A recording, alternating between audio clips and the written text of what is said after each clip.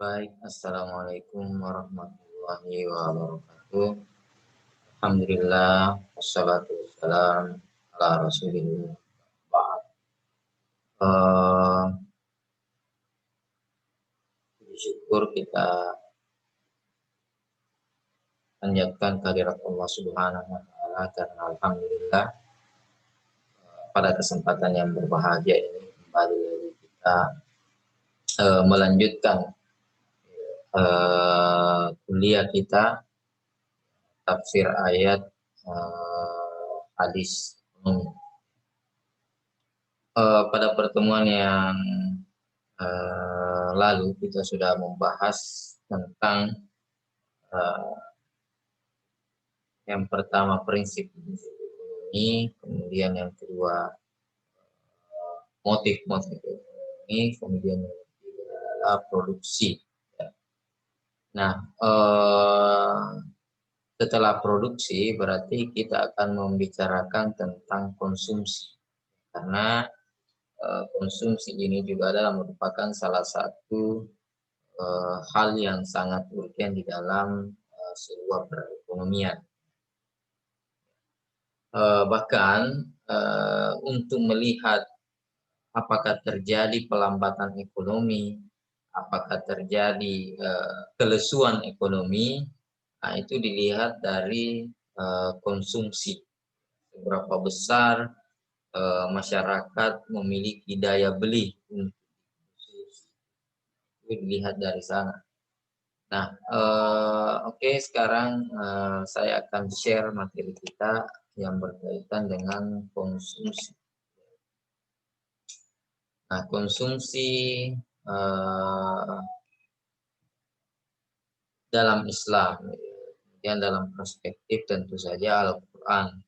Kita akan masuk sebentar ayat-ayat yang membahas tentang konsumsi di dalam Al-Quran. Nah, oke.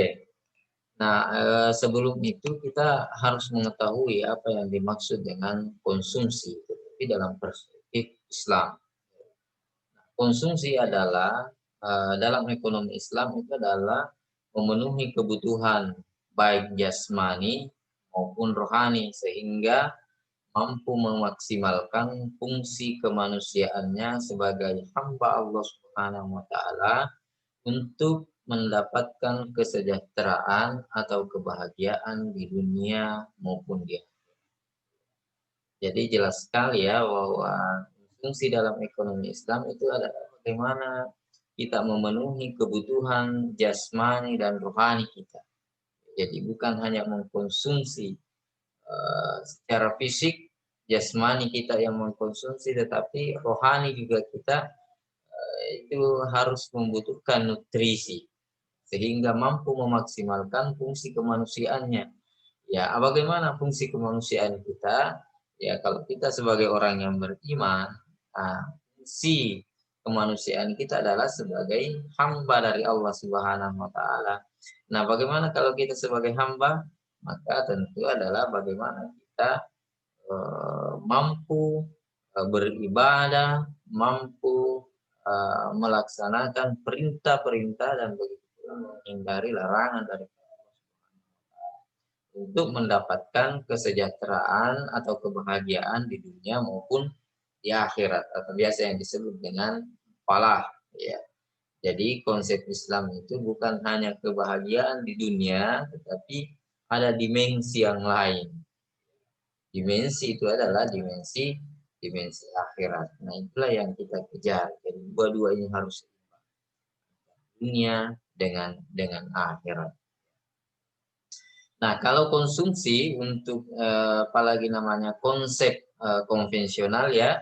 Kalau konvensional kan cuma yang bersifat duniawi saja. Makanya konsumsi dalam konvensional itu adalah proses menghabiskan nilai atau mengurangi nilai dari suatu barang maupun jasa.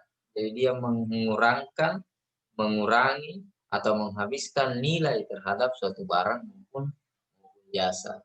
Ya, kenapa menghabiskan? Ya, kalau kita makan berarti kan kita menghabiskan nilainya.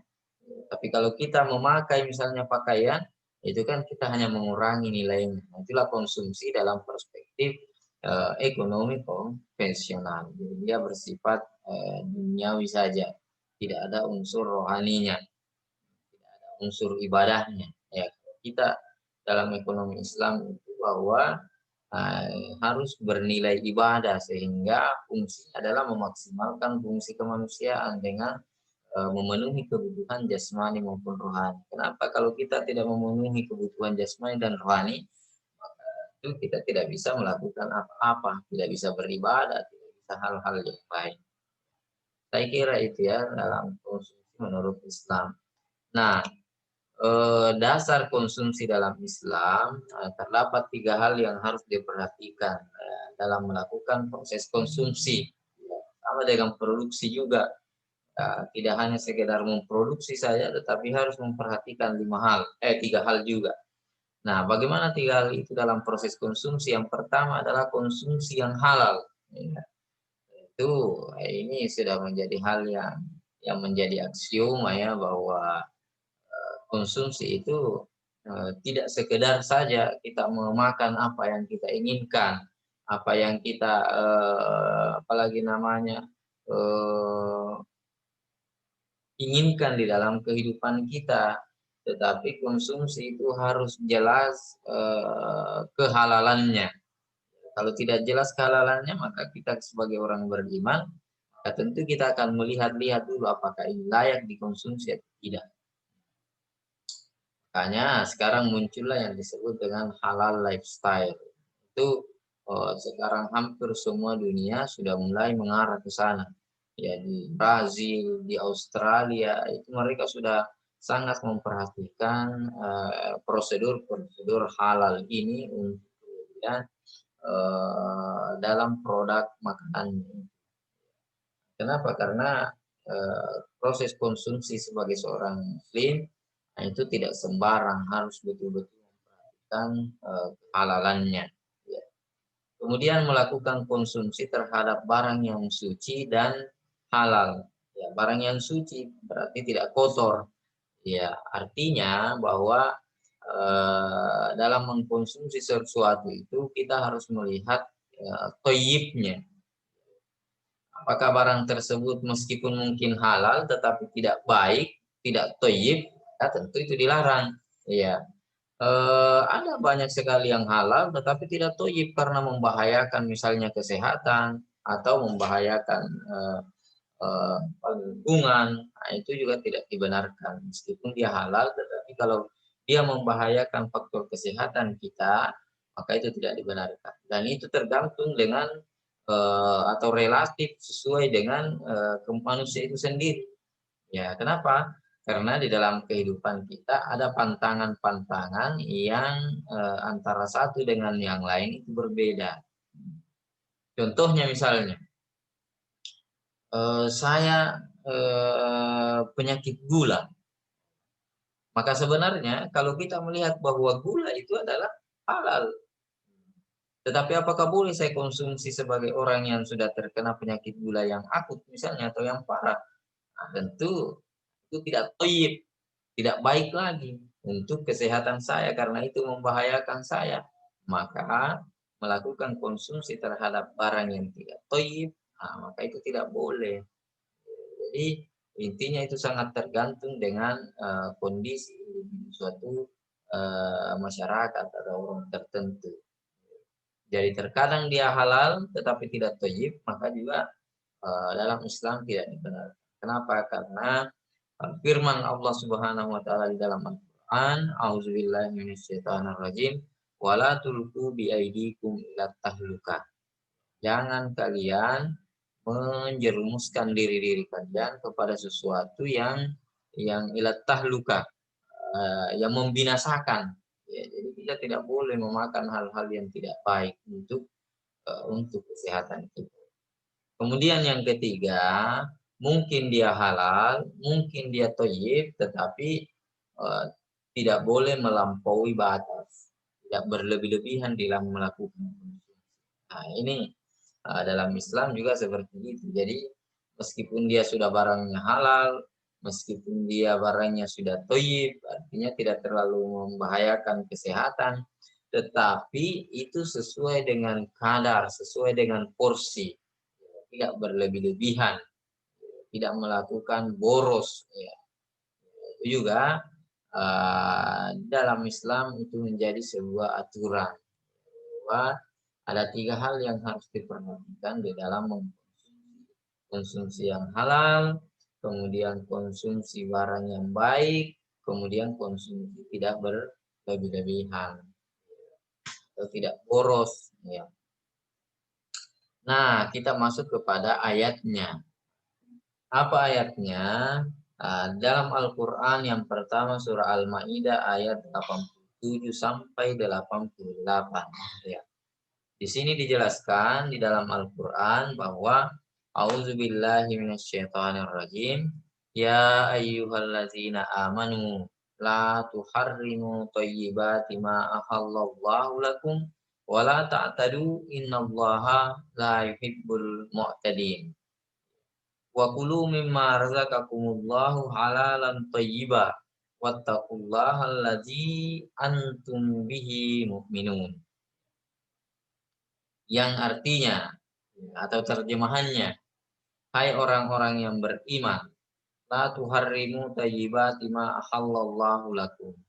Janganlah kamu mengharamkan apa-apa yang baik yang telah Allah halalkan bagi kamu.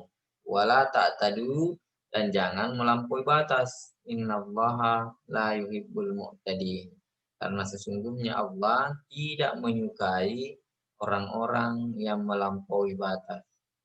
Wa kulu mimma razaqakumullahu, dan makanlah, konsumsilah apa yang Allah Subhanahu wa taala karuniakan kepada kalian, halalan thayyiban. Yang pertama halal, dan begitu pula thayyiban. Wattaqullahallazi antum bihi mu'minun, dan bertakwalah kepada Allah, antum bihi mu'minun, kepada Allah kamu beriman kepadanya. Nah, di sini jelas sekali ya, seperti yang disebutkan tadi, konsep konsumsi di dalam Islam ada 3. Nah, di sini Allah Subhanahu wa taala memberikan kepada kita ya, bahwa wahai orang beriman, makan, la tuharrim thayyibati, jangan mengharamkan sesuatu yang baik, ma ahallallahu lakum, apa yang dihalalkan. Jadi Allah Subhanahu wa taala itu menghalalkan kepada kita sesuatu yang baik. Wala ta'tadu, jangan melampaui batas ya. Jadi langsung yang ketiga tadi ini. Kalau tadi konsepnya kan halal, baik, tidak boros, tetapi di dalam ayat ini yang pertama adalah la ta'tadu, wala ta'tadu. Jangan melampaui batas, jangan boros, jangan berlebihan di dalam mengkonsumsi sesuatu. Artinya ya yang sedang-sedang ya. Dan hadis juga kan seperti itu, fasulusul li ta'amihi wasulusul li syarabihi wasulusul li nafsi. Jadi kita makan itu jangan terlalu kenyang, sepertiga untuk makan, sepertiga untuk minum, dan sepertiga untuk udara bernapas kita. Wa kulu mimma razaqakumullahu halalan thayyiban, dan makanlah apa yang dikaruniakan oleh Allah. Yang pertama harus halal. Nah, kita sebagai seorang muslim, yang pertama konsepnya yang kita cari adalah makanan ini apakah halal atau tidak. Makanya biasanya kita kalau misalnya pergi belanja, itu kan kita melihat di sana, oh sudah ada sertifikasi halal atau belum ini dari Majelis Ulama Indonesia. Kalau sudah ada ya sertifikasi halal tertulis di situ yang warna bundar itu bahwa halal di Majelis Ulama Indonesia atau MUI, nah itu kita akan makan dengan tenang, tidak merasa was-was lagi dalam perasaan kita bahwa oh ini sesuatu yang sudah halal. Makanya sekarang orang berlomba-lomba bagaimana caranya untuk sertifikasi halal. Dan itu memang sudah menjadi undang-undang di Indonesia, bahkan diwajibkan kemarin bahwa tahun 2019 itu minimal sudah 70% atau berapa persen itu perusahaan-perusahaan atau usaha-usaha produksi, bagaimana mereka bisa melakukan sertifikasi halal, baik restoran dan lain-lain sebagainya. Ya, untuk melakukan sertifikasi halal, mengajukan ke MUI, kalau sekarang ini sudah di Kementerian Agama, ya, sama dengan MUI untuk sertifikasi halal. Thayyiban, ya, yang baik. Ya, tentu saja halal dan harus baik, karena ada yang halal belum tentu baik. Tergantung dari kondisi seseorang yang saya ungkapkan. Ada orang yang gula itu halal, tetapi kalau orang yang penyakit gula tentu tidak boleh. Ada juga yang halal mungkin digunakan untuk hal-hal yang lain, tetapi tidak halal untuk dikonsumsi. Nah, kemudian ayat selanjutnya, ini juga yang berbicara tentang konsumsi ya. Innal mubazzirina kanu ikhwana syayatina wa kana syaitanu li rabbih kafura.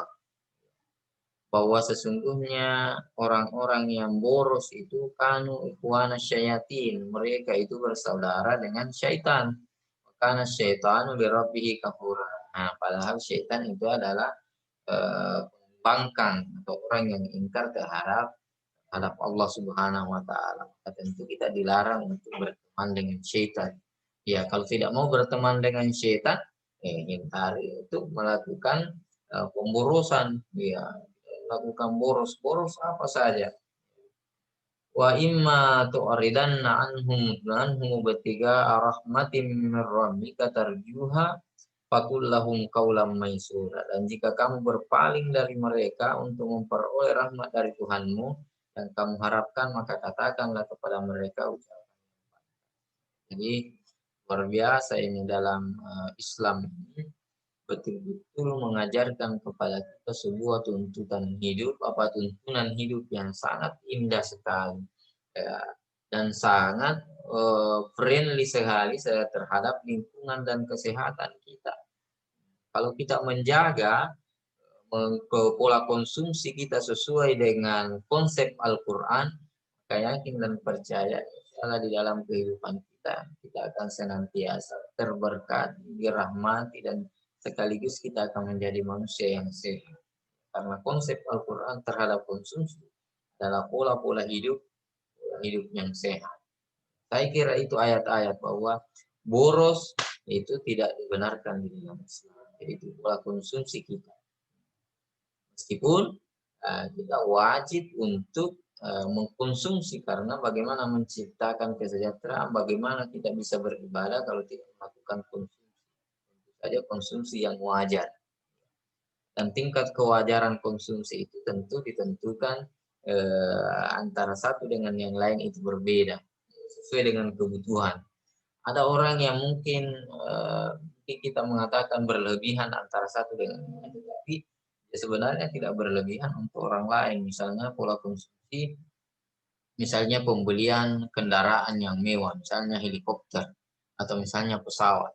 Nah, mungkin kalau orang yang lain yang tidak memiliki kebutuhan yang sangat mobilisasi yang sangat tingkat tinggi, nah itu mungkin berlebihan. Tetapi kalau misalnya pengusaha ya yang memiliki mobilisasi yang sangat luar biasa, maka itu tidak berlebihan. Ya, misalnya Yusuf Kalla memiliki pesawat, nah itu wajar saja karena memang kebutuhannya adalah seperti itu. Jadi sebuah kebutuhan. Kemudian tipe pengeluaran konsumen dalam Islam. Jadi bagaimana tipe pengeluaran konsumen dalam Islam? Pengeluaran tipe pertama adalah ya, pengeluaran yang dilakukan seorang muslim untuk memenuhi kebutuhan duniawinya dan keluarga. Pengeluaran dilakukan untuk memenuhi kebutuhan dunia, namun memiliki efek pada pahala akhirat. Ya. Jadi yang pertama adalah seorang muslim memenuhi kebutuhan duniawinya dan begitu pula untuk keluarganya. Itu tipe pengeluaran yang pertama atau konsumsi yang pertama. Jadi kita mengeluarkan harta kita adalah untuk memenuhi kebutuhan duniawi. Ya, kebutuhan duniawi apa? Ya, bagaimana kita memenuhi kebutuhan kehidupan jasmani dan rohani kita. Jasmani apa?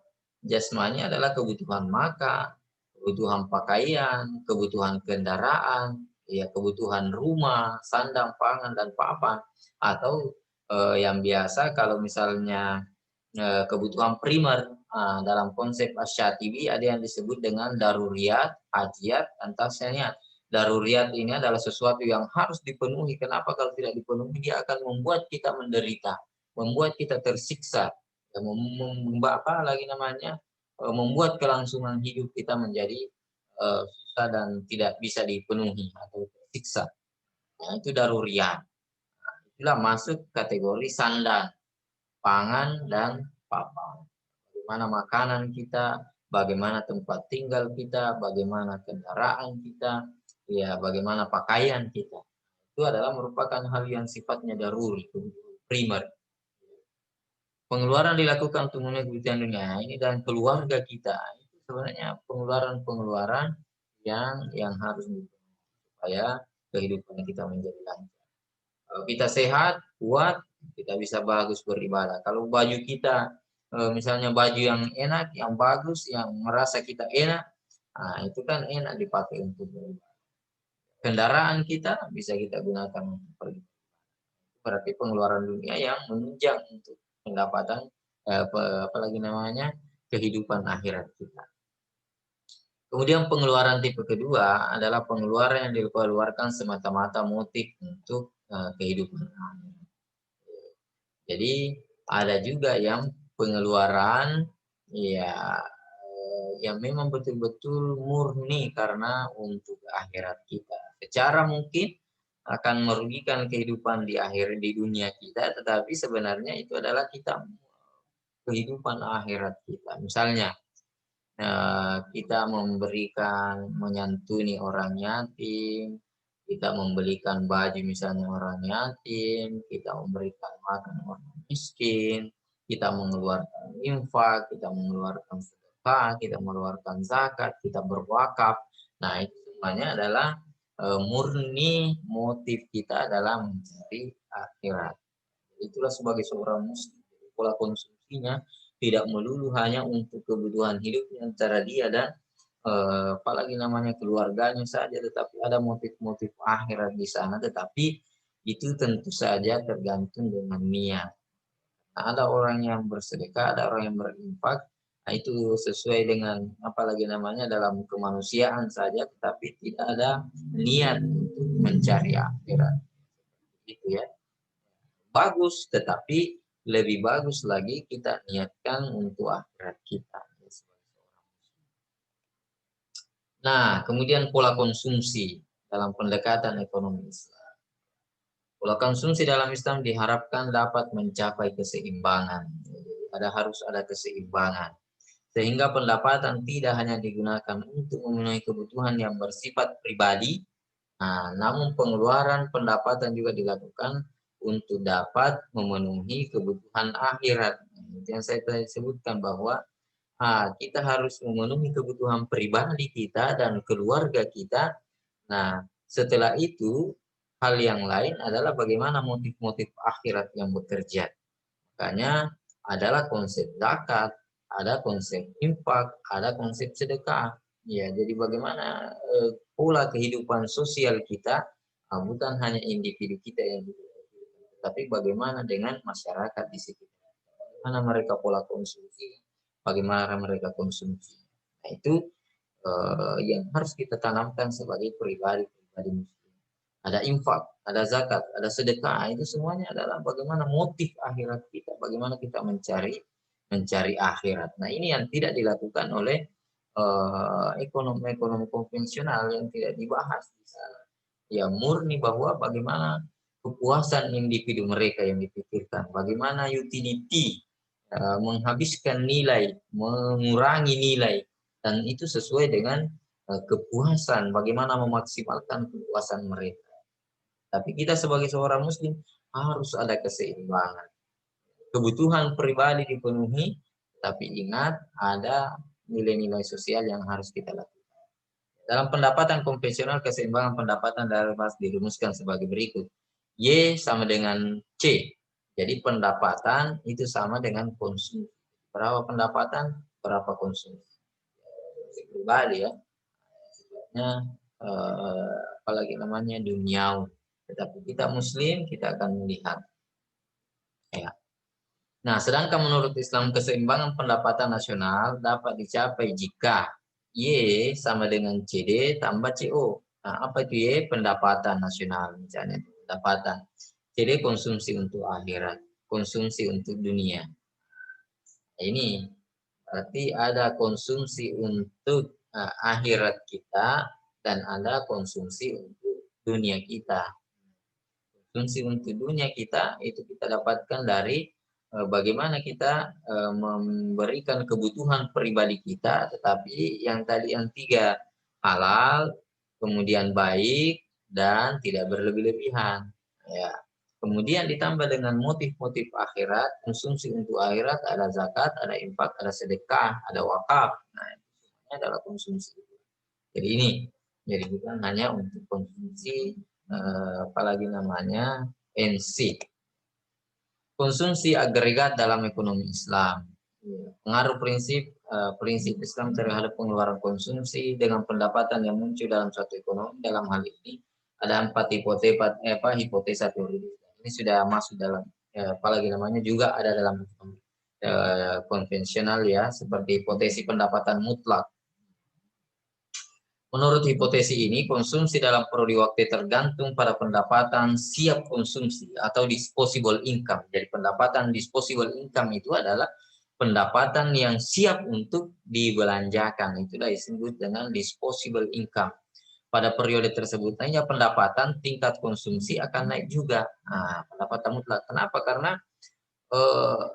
konsumsi itu biasanya akan mengikuti dengan tingkat pendapatan seseorang. Semakin tinggi pendapatan seseorang, akan semakin tinggi pula konsumsi seseorang. Tetapi biasanya tidak seiring dengan tingkat pendapatan. Jadi kenaikan dari pendapatan itu lebih tinggi daripada ke konsumsi itu yang biasa ya biasanya. Kenapa?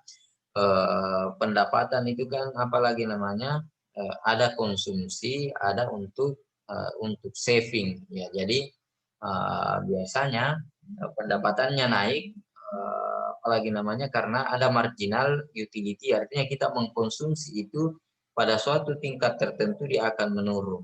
Nah, oleh karena itu berarti konsumsi tergantung, tetapi kalau kita yang saya katakan boros tadi konsumsinya untuk hal-hal yang apalagi namanya barang-barang itu barang mewah misalnya, nah itu kemungkinan juga tidak ini apalagi namanya kemungkinan tidak akan cukup dari pendapatan yang kita dapat itu akan habis.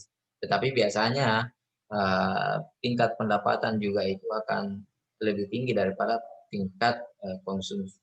Artinya pendapatan kita naik, maka konsumsi itu akan naik juga, tetapi tidak seperti pendapatan. Maka disitulah mungkin ada namanya saving, ada tabungan yang kita simpan. Nantinya kita juga akan menyiapkan persiapan tabungan untuk masa tua kita. Sangat tergantung sekali, tergantung dengan pendapatan kita. Dan itu biasanya direncanakan ya, pendapatan direncanakan. Pada usia muda mungkin konsumsinya seperti ini, pada masa usia 40 tahun itu sudah mulai kita akan saving, bagaimana persiapan uang pensiun. Mungkin dengan umur usia 70 tahun, 75 tahun. Tergantung dari indeks harapan hidup kita. Itu pendapatan mutlak ya. Jadi, kita juga sebagai orang muslim juga seperti itu. Jadi bukan hanya konsumsi dan ini, tetapi bagaimana kita menyiapkan juga untuk hari tua kita, pensiun, kemudian kenapa? Karena nanti mungkin kita tidak bisa bekerja lagi, berbeda ketika waktu masih produktif. Ya. Kenapa? Kalau ada saving, berarti ada investasi, karena hasil atau kelebihan dari konsumsi tadi, kalau kita tidak membelanjakan, kita tabung, itu kan berarti kita investasikan. Ya, baik itu misalnya dalam bentuk deposito, dalam bentuk saham, dalam bentuk surat berharga lainnya, ya seperti itu untuk mengelola dana-dana kelebihan yang kita tidak konsumsi. Itu tentu akan memberikan efek multiplier efek ya.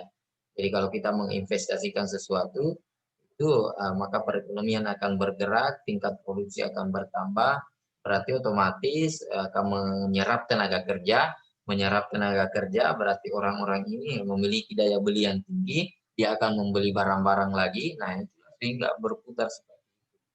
Kalau dia membeli barang, berarti produktivitas lagi akan tinggi seperti itu. Kemudian hipotesa pendapatan relatif, ya konsumsi rata-rata dan konsumsi marginal adalah sama. Zakat dan sedekah akan mengurangi tingkat konsumsi dan dapat meningkatkan jumlah tabungan yang akan diarahkan untuk investasi. Jadi pendapatan relatif itu. Pendapatan relatif, apalagi namanya,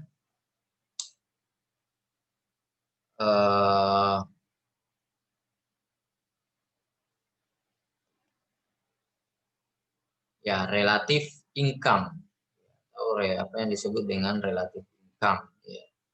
Jadi bahwa dalam mengkonsumsi itu selera sebuah rumah tangga atas barang konsumsi adalah interdependen. Artinya pengeluaran konsumsi rumah tangga dipengaruhi oleh pengeluaran yang dilakukan oleh orang-orang di sekitarnya. Jadi ini kan relatif, ya, jadi tergantung di mana kita berada. Biasanya kalau kita berada di lingkungan orang-orang yang konsumsinya tinggi, nah itu biasanya kita akan berusaha mengikut ke sana, makanya dia relatif. Atau mungkin kita berada pada masyarakat yang pola konsumsinya itu sederhana, agak rendah, maka biasanya kita akan mengikut ke pola konsumsi itu seperti itu. Itulah yang disebut dengan interdependen. Artinya tergantung dari situasi dan kondisi yang mempengaruhi kita itu juga seperti itu. Atau pengeluaran yang irreversibel, artinya pola pengeluaran seseorang pada saat penghasilan naik berbeda dengan pola pengeluaran pada saat penghasilan mengalami penurunan. Misalnya, apabila pendapatan seseorang mengalami kenaikan, maka secara otomatis juga akan mengalami kenaikan dengan porsi tertentu. Nah, pendapatan mulai turun maka juga diikuti oleh penurunan konsumsinya. Itu apalagi namanya relatif income, ya relatif apalagi namanya hipotesis atau teori konsumsi pengeluaran relatif. Itu tergantung dari situasi di mana kita berada. Kemudian selanjutnya adalah lanjutan hipotesi pendapatan permanen. Ya. Besar zakat tetap misalnya zakat profesi 2,5%. Berapapun jumlah penghasilannya karena pertimbangan agama dan ketentuan Allah tidak seperti pajak. Ya, jadi pendapatan permanen, ya jadi itu adalah pendapatan yang jangka panjang itu. Apalagi namanya,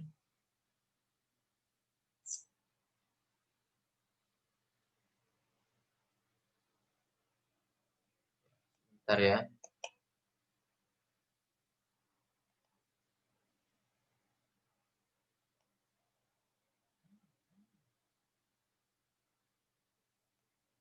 Ya oke. Jadi permanen ya sifatnya tetap tadi itu yang 2,5% zakat ya.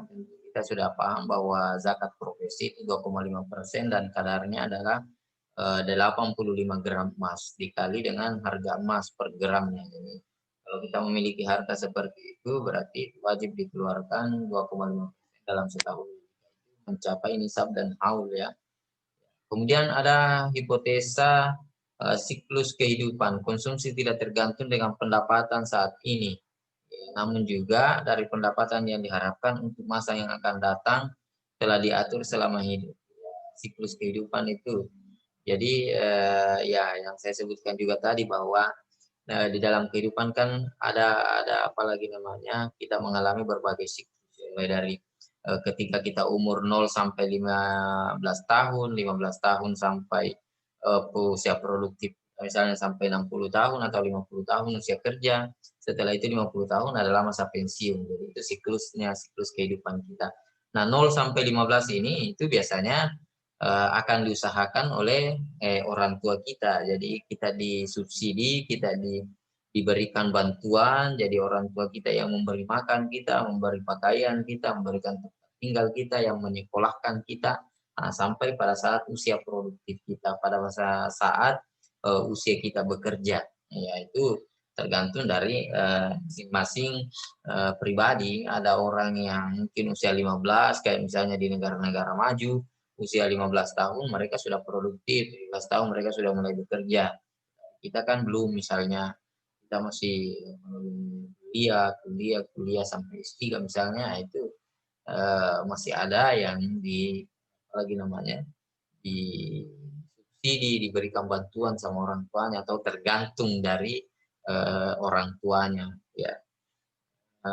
Kemudian usia-usia produktif itulah barulah kita mulai mengkonsumsi sendiri, kemudian kita mendapatkan penghasilan sendiri, kemudian kita mempersiapkan untuk masa pensiun kita. Nah, itu berbicara tentang hipotesa siklus kehidupan kita. Nah, ini kita melihat pendapatan ZIS ya, zakat, infak, sedekah, sebenarnya ada wakaf juga. Efek multiplier ZIS terhadap pendapatan nasional. Apa yang dimaksud dengan efek multiplier? Artinya bahwa dengan pengeluaran zakat itu akan meningkatkan daya beli orang lain atau masyarakat yang menerima zakat itu. Yang sebelumnya kan misalnya dia orang yang tidak mampu membeli. Nah, tetapi karena kita memiliki kelebihan harta, kemudian kita berikan kepada orang miskin ini zakat, maka dia dengan itu otomatis dia akan naik daya belinya. Ya, yang tadinya dia tidak mampu membeli, sekarang dia mampu membeli. Nah, ketika dia mampu membeli, maka dia akan membeli barang sesuatu yang dia butuhkan. Nah, karena efek dari pembeliannya ini, maka ekonomi bergeliat. Nah, karena dia membeli barang, otomatis barang yang diproduksi oleh orang lain itu akan terbeli. Nah, dari hasil pembelian inilah sehingga perusahaan itu menjadi berkembang, dia berproduksi kembali, dia ini. Nah, kalau dia berproduksi, dia membesar, apalagi namanya, karena hasil pembelian kita, daya beli masyarakat bertambah, maka produksi juga akan ditingkatkan. Kalau produksi ditingkatkan, dia akan membutuhkan tenaga kerja. Nah, tenaga kerja mendapatkan hasil, ya dia akan membeli barang lagi, barang yang lain. Jadi seperti itulah apalagi namanya siklus ekonomi. Jadi ada efek multipliernya. Ketika kita mengeluarkan zakat, bukan hanya penerima zakat ini yang menerima manfaat, tapi ada yang lain, ada multipliernya, efeknya.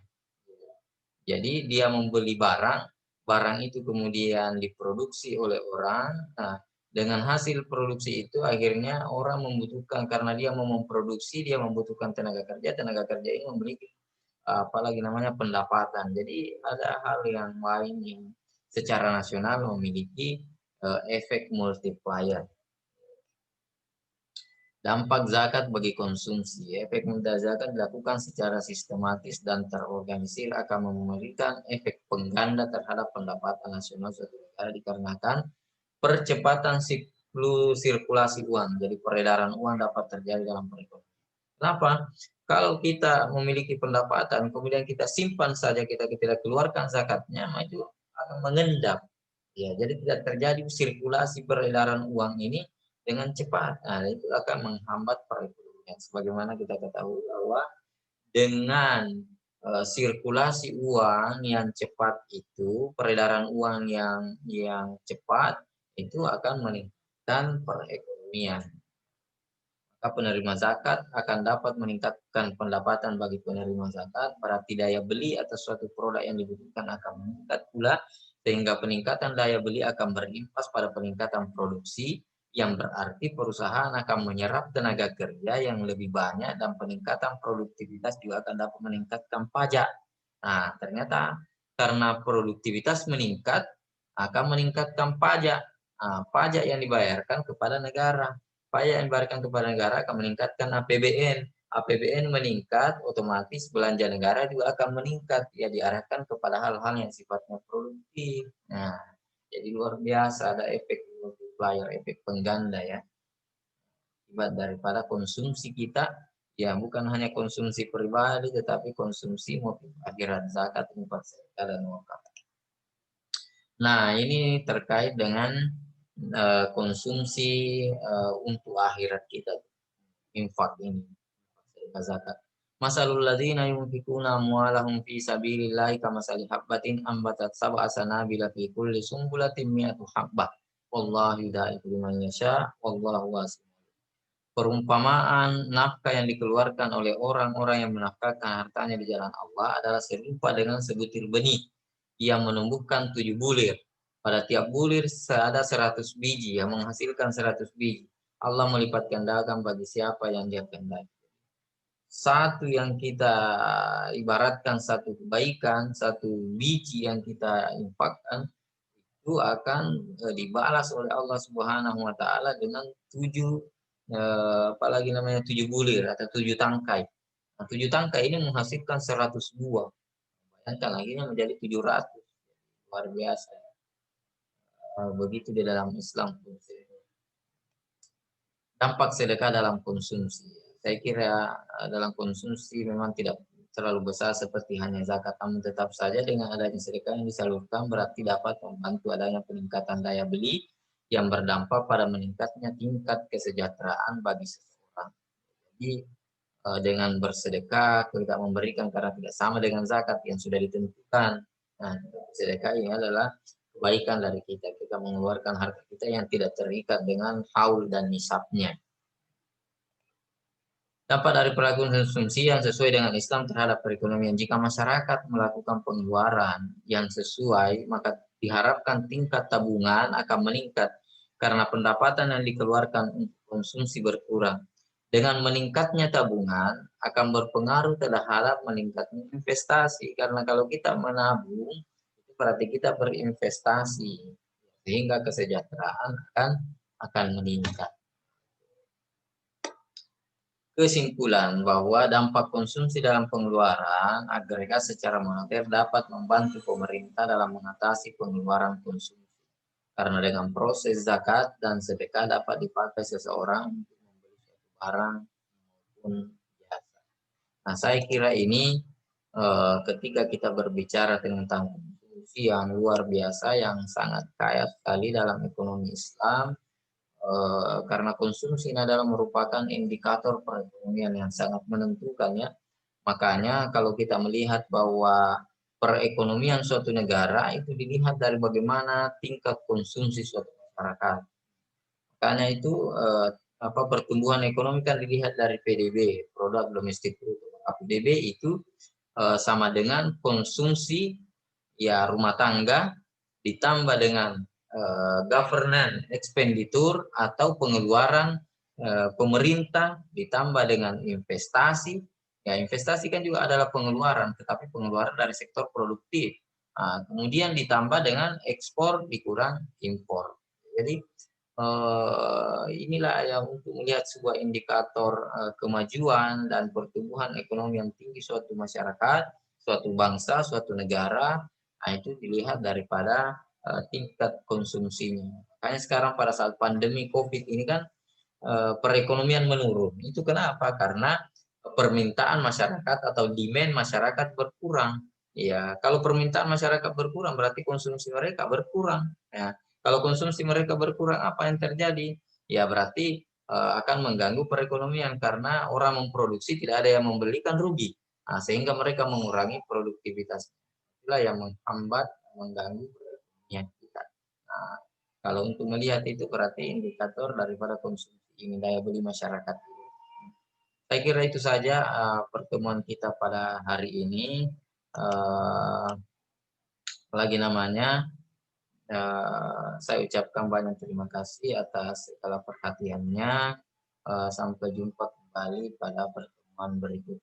Assalamualaikum warahmatullahi wabarakatuh.